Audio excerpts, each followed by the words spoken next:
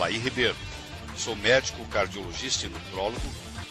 Tenho 149 trabalhos científicos publicados em revistas médicas americanas. Trabalhei em Harvard, trabalhei na Baylor College of Medicine em Houston, fui 11 anos professor de medicina na Thomas Jefferson em Filadélfia, fui diretor médico da Merck Sharp & Dohme nos Estados Unidos e fui vice-presidente da Novartis nos Estados Unidos. Tive a oportunidade de lecionar medicina em 22 países como professor convidado. Escrevi 35 livros de motivacional e hoje eu estou passando da área motivacional, voltando para a medicina, dando aula para médicos. Eu estou interessado nessa área de anti-envelhecimento há muito tempo. Eu pratico isso em mim mesmo, na minha mulher, na minha família, há mais de 12 anos.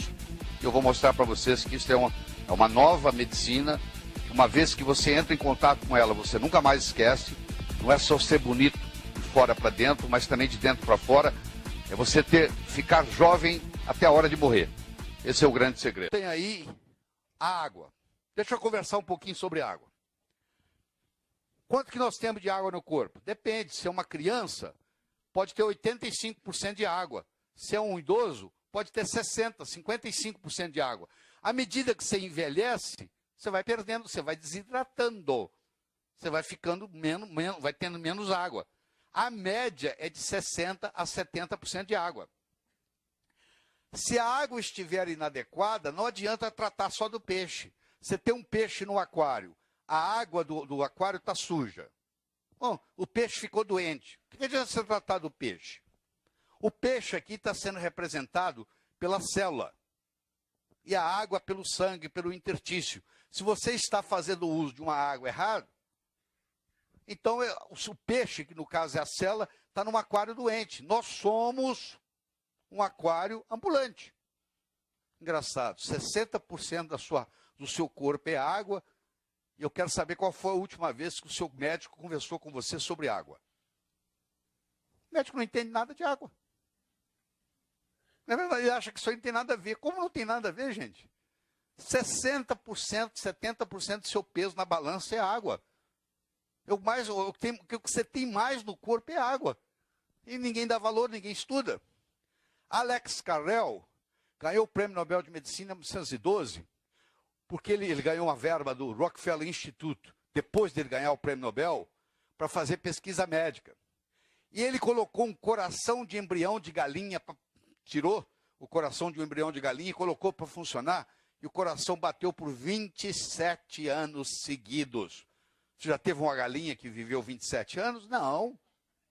Mas como é que o coração bateu 27 anos? Porque todo dia eles iam lá e trocavam o líquido que alimentava o coração. E ele provou para o mundo que quem determina a idade celular é o meio ambiente onde ela se encontra.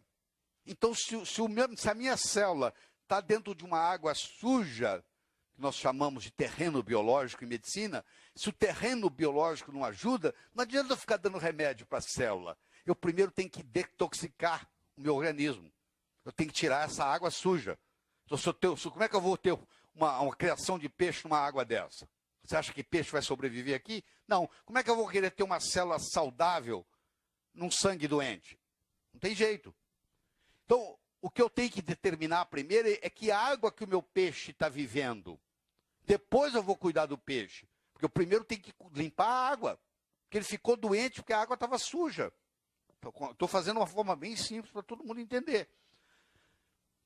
A água, ela pode se juntar em moléculas de 6, H2O, H2O, H2O, e fazer uma coisa que chama hexágono. É a água hexagonal. Essa é a melhor água que tem. Só que ela não é feita só na natureza. É difícil você pegar na natureza. Você diz assim, mas ela é pura. Isso é um fator, querido.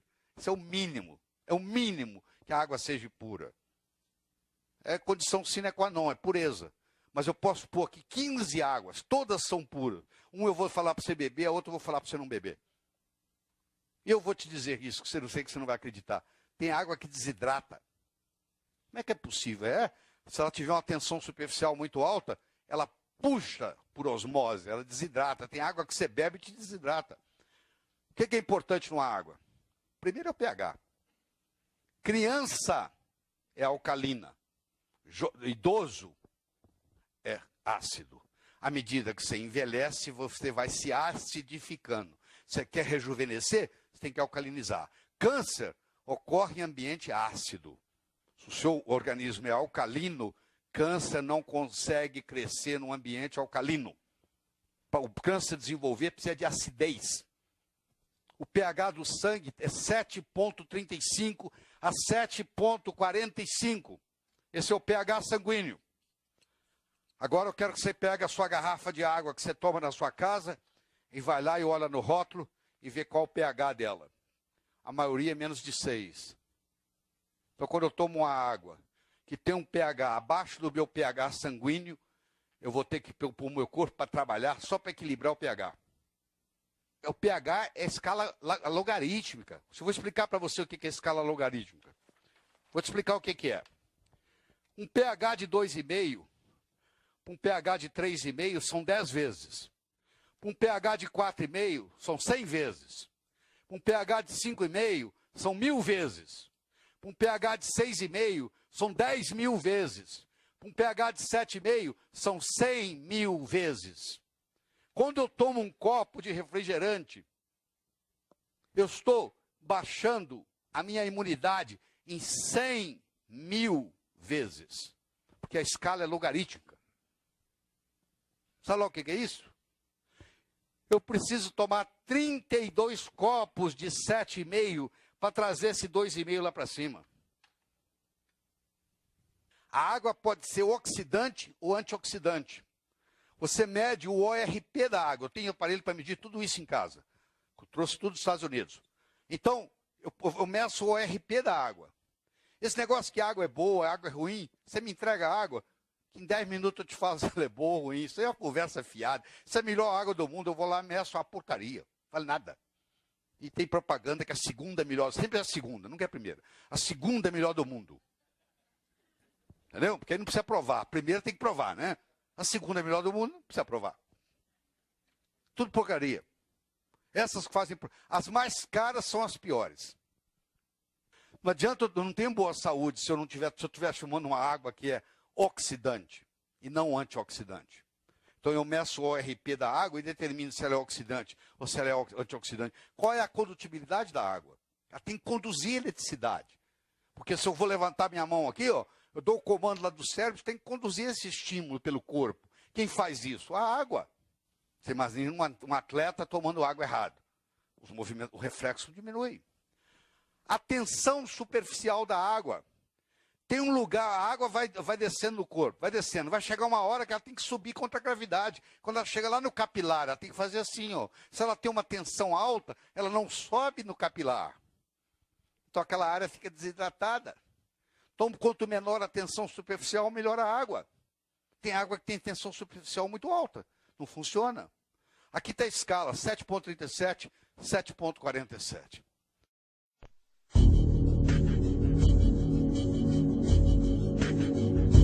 O nosso corpo é formado de bilhões de células mantidas juntas por pontes de elétrons.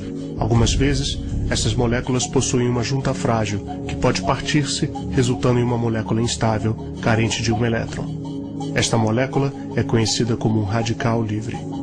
Alguns radicais livres ocorrem naturalmente em nosso corpo, através do nosso metabolismo. Contudo, existem muitos fatores ambientais que podem causar o excesso de radicais livres, como, por exemplo, a poluição, a fumaça do cigarro, herbicidas e químicos. Outras causas são o estresse, a falta de sono e a falta de exercício. Muitos peritos acreditam que os radicais livres estão diretamente relacionados à causa de doenças como a artrite, a inflamação, a suscetibilidade ao câncer, o envelhecimento precoce e até mesmo problemas cardiovasculares.